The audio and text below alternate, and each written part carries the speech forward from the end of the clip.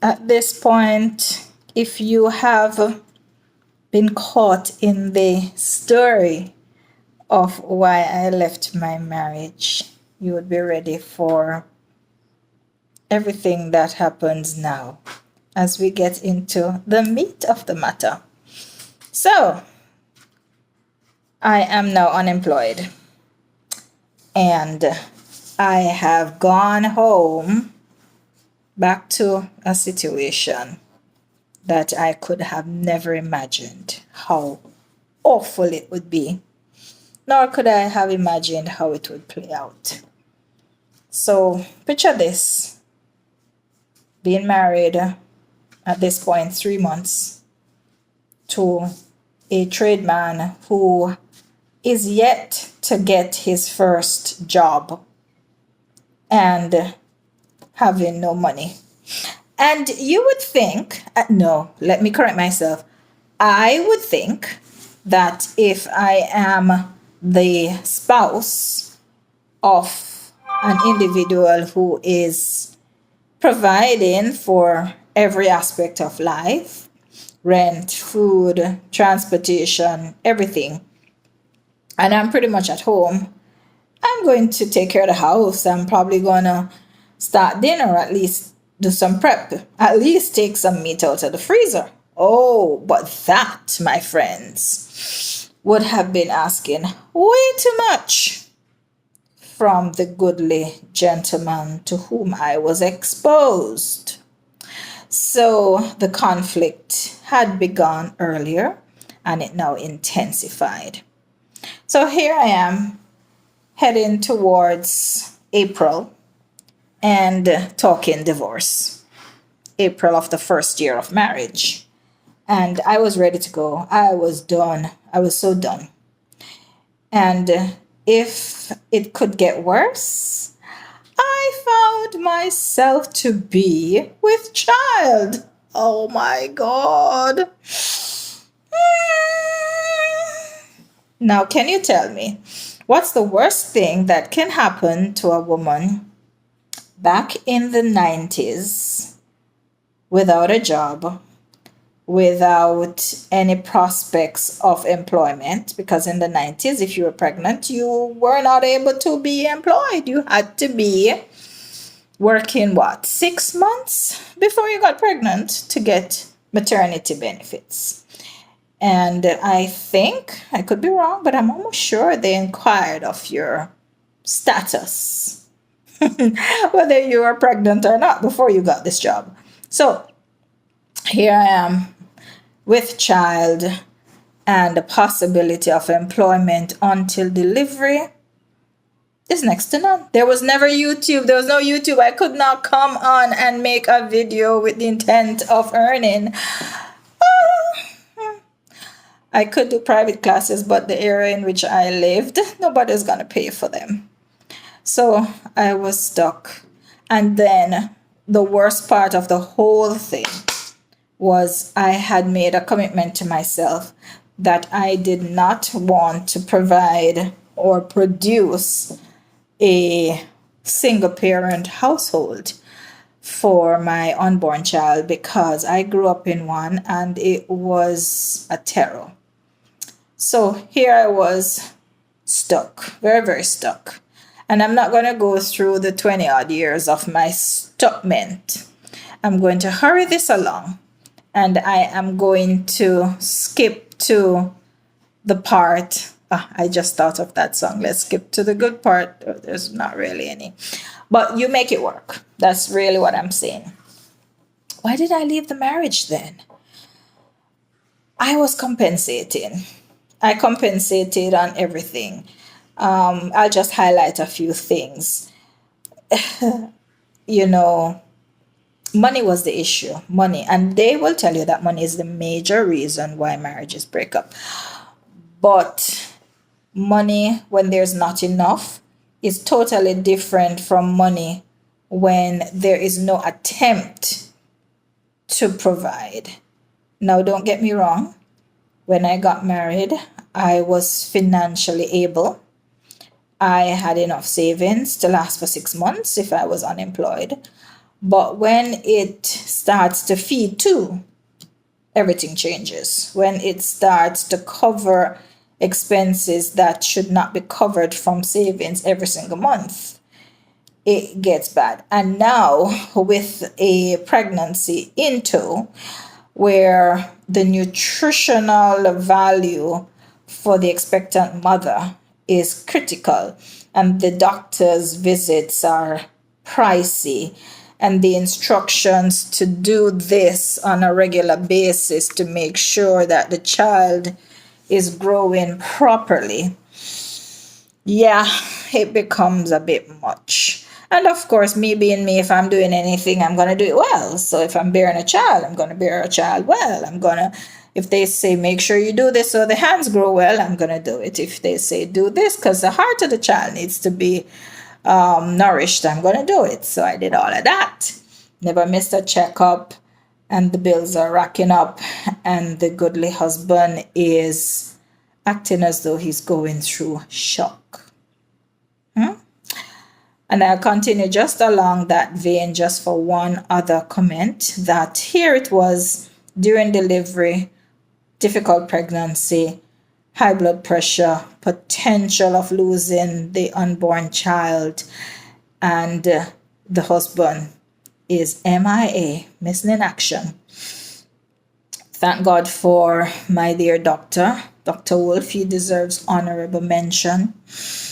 He committed, and I take commitment so seriously. He made a commitment that day when my blood pressure was at the level where typically people would have a stroke. He made a commitment to take the child, and he also made a commitment to keep both mother and child alive. And so 2 lives are owed. Officially, but let me not do that. 2 lives are owed to the hands of Dr. Loxley Wolf from gynecology at the St. Anne's Bay Hospital. I will forever be in his debt. And so, at this point, the decision has been made. I need to find a way to get out of this marriage. The child is born, the struggle continues, and it gets worse. Because you see, when somebody is accustomed to doing things the way they are doing it, and when the only thing that matters is what matters to them, in his case, and I need to paint the picture very quickly, it's not that he was a lazy person. No, he was a very hard-working person who did what he wanted to do when he wanted to do it. And what he wanted to do more than anything else in the world was play music. I did mention he was a musician, and a very talented one whom I had even offered to take my savings and send to the School of Music so that he could be professionally trained. He declined. Okay, fine. But he only wanted to play music at church, at his church, not at any of the many hundreds of thousands of millions of churches that are on the planet. At his church. At his church where we met, where he was not treated as a professional, where there was no provision for his earnings, where the schedule was of such that he would leave a paying job to come and offer his skilled services as a musician for free. Yes. Okay, I won't even go any further. For free. Yeah, so that is that for that. So, life continues. For those who have been following my video, they might have discovered that I have had mobility challenges forever.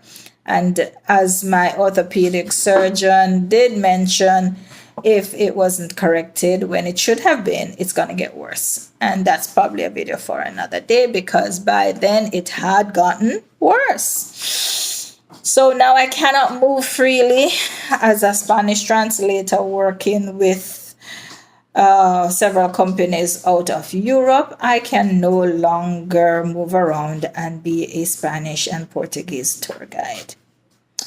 And so I need to find another job. I need to find another way to earn. And this is how I started my own travel company. And if I should ever get into that, that would be another story for another day. So here we're checking off all the different stories for another day. Being me, and I'm not going to credit all of this to me, I am a solid woman, a solid praying woman, a woman who believes that I can do nothing on my own, but that the Lord continues to guide and provide. And so I've sought the face of the Lord endlessly, and He has provided guidance, direction, and the business grew and became the source of income for the entire family. Then we hit a bump in the road with the business, and it being a sole trader with an affiliation, I was instructed that that needed to change. That needed to become a limited liability company. And when that happened, I can safely say all hell broke loose, because by then, the then husband decided he was going to kick it up a notch. And he was really going to act up. Without going into all of that, I can tell you the one thing that drove me to leave this marriage was when he said to me, I am not going to change. This is how I am. This is who I am. And furthermore, you have said for the past 20 odd years, you're leaving. And you're still here. You aren't going anywhere. And I said to myself, self, He has spoken. It's time for you to act. In a nice song that was a big hit once in Jamaica, action, not a bag of mouth. I decided it was time to pack up my little Dulcimina. Actually, there was no Dulcimina. Pack up myself and my son. And by now, my son was an adult working in the business and also at the hands of a less than supportive husband. The father was ready to go. Let's leave it at that. And so for the sake of all of us, for my mental health, for my financial strength, for everything that was crediting to my sanity and what was left of it, it was time to go.